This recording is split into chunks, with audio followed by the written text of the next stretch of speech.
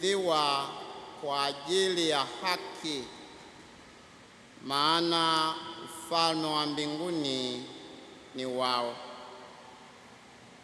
Heri wenye kuteswa, wenye kuangamizwa, wenye kutengwa kwa ajili ya haki, maana ufalme wa mbinguni ni wao.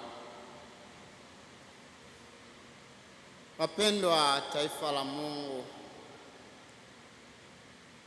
Mwinjili Mathayo anatukumbusha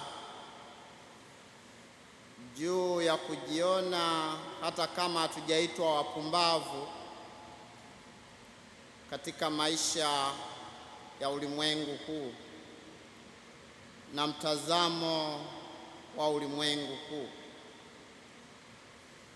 Hizi zinazoitwa heri ni upuuzi katika mtazamo wa kiulimwengu, katika watu tunaosema ni wasomi, werevu, wenye elimu na upeo mkubwa. Hawawezi wakaelewa kwa nini iwe heri katika hali ya umaskini,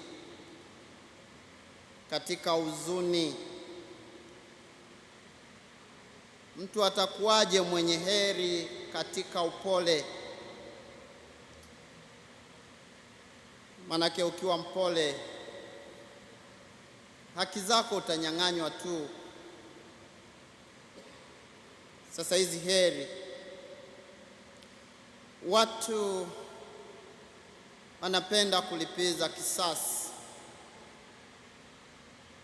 na wengine wanatafuta kutendewa ubaya ili wapate kulipa kisasi. Lakini tunaambiwa heri wapatanishi. Ndugu zangu, zaidi sana tunaambiwa heri tukitendewa uovu kwa sababu ya haki, kwa sababu ya kutetea wanyonge, kwa sababu ya kudai haki. Heri hiyo ambayo tunakuwa nayo katika kudai haki. Somo la kwanza, kitabu cha nabii Sefania,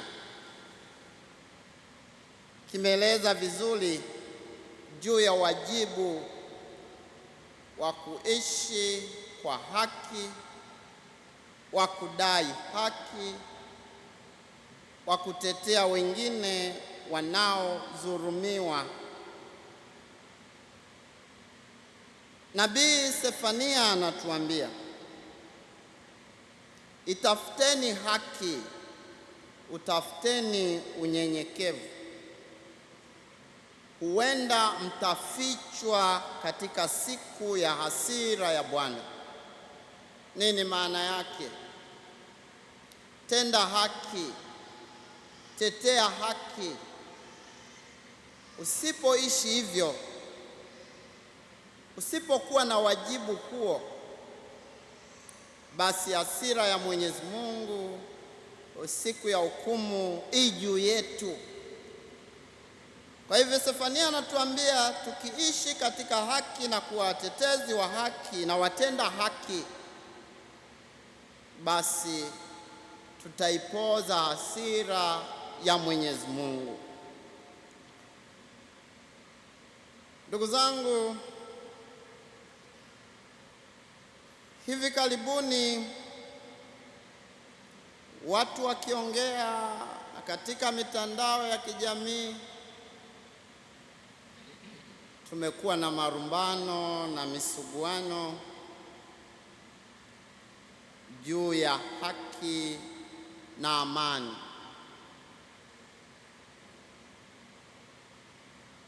Mtu anaweza akaongea juu ya amani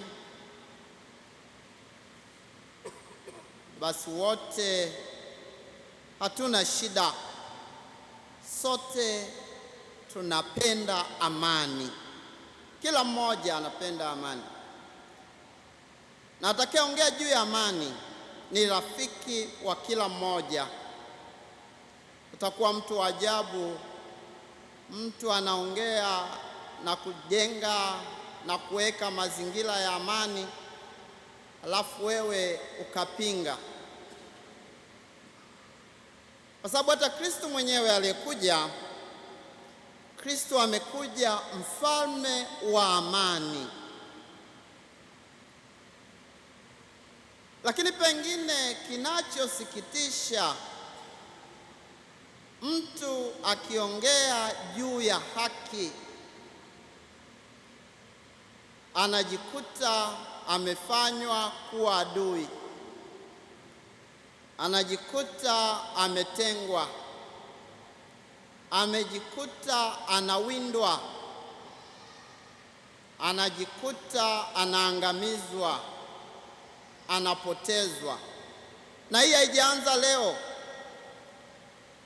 Tunaambiwa na Kristo mwenyewe katika Injili, mtaudhiwa, mtatengwa, mtaangamizwa kwa sababu ya kutetea, ya kudai haki. Na ndiyo aliyomkuta mwenyewe Kristo msalabani. Ni kwa sababu ya haki ndio amepata maudhi ya msalaba. Kwa hiyo utetezi wake wa haki uliompeleka msalabani, kwa Wagiriki na Wayunani tunaambiwa ni upuuzi na upumbavu. Kwa nini asijitenge na kufurahia maisha? Kwa nini asiache watu watende wanavyotaka? Kwa hivyo yeye Kristo kwa kutetea wanyonge, wanaonewa, waliofungwa, basi huo ni upuuzi na upumbavu wake mwenyewe. Lakini anatuambia ni heri kwake. Nasi tunadhihirisha kwamba huo upuuzi na upumbavu ambao Wagiriki na Wayunani wameuona katika msalaba wa Kristo, katika mti wa msalaba, ndio wokovu wa wanadamu, ndio wokovu wetu leo. Na Mtume Paulo katika somo la pili, waraka kwa Wakorinto, anadhihirisha kwamba hii hekima ya Mungu katika mtazamo wa watu wenye elimu ya ulimwengu ni upuuzi na ni upumbavu. Hekima hii ya Mwenyezi Mungu imewafanya watu wa kawaida wanaoongozwa na upendo wa Mwenyezi Mungu kukubali kuteseka, kukubali kutengwa, kukubali kuuawa, kukubali kusingiziwa uongo. Hekima hiyo ya kimungu ndio wokovu wa wanadamu. Ndugu zangu, pengine hatuelewi hata maana ya haki. Kwa sababu if we were to know the meaning of justice, ukielewa maana ya haki, anayeongea juu ya haki, anayetetea haki, anakulenga wewe unayepinga haki, anakutetea wewe unayepinga haki. Kwa sababu kama vile ilivyo, kila mmoja wetu anahitaji amani, na kila mmoja wetu anahitaji kutendewa kwa haki. Kila mmoja. For what is justice? Justice is moral, ethical, and legal principles of treating individuals fairly, ensuring accountability, and rendering to each person what they are due. Haki ni jambo la kimaadili. Haki ni jambo la maisha yetu ya kawaida katika jamii. Haki ni jambo la kisheria kumpatia kila mmoja anachostahili. Maana hata anayepinga haki, anayehukumu wengine kwa sababu ya kudai haki, na mwenyewe anahitaji kutendewa kadiri anavyostahili. Haki ni kuwa accountable, kuwa na neno la kujibu juu ya mwingine, juu ya uhai wa mwingine. Lakini tumekuwa waathirika wengi kutokana na dhambi ya Kaini. Wengi hapa ni waathirika wa dhambi ya Kaini, kwamba Kaini anamwambia Mwenyezi Mungu, mimi sio mlinzi wa ndugu yangu. I am not my brother's keeper. Kaini amemuua ndugu yake Abeli, and he is not accountable. Lakini justice demands accountability. Una wajibu juu ya ndugu yako, una wajibu juu ya haki ya mwingine. You are accountable, na utajibu hilo mbele ya Mwenyezi Mungu.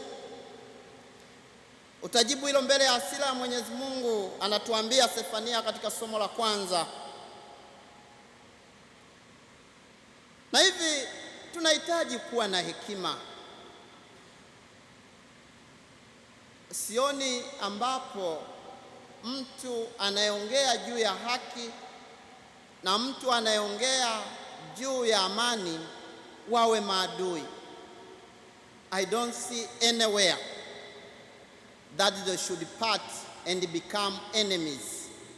Lakini mtu anayeongea juu ya haki na mtu anayeongea juu ya amani, hao wanapaswa kuwa marafiki. Ujumbe wowote ni wa Mwenyezi Mungu.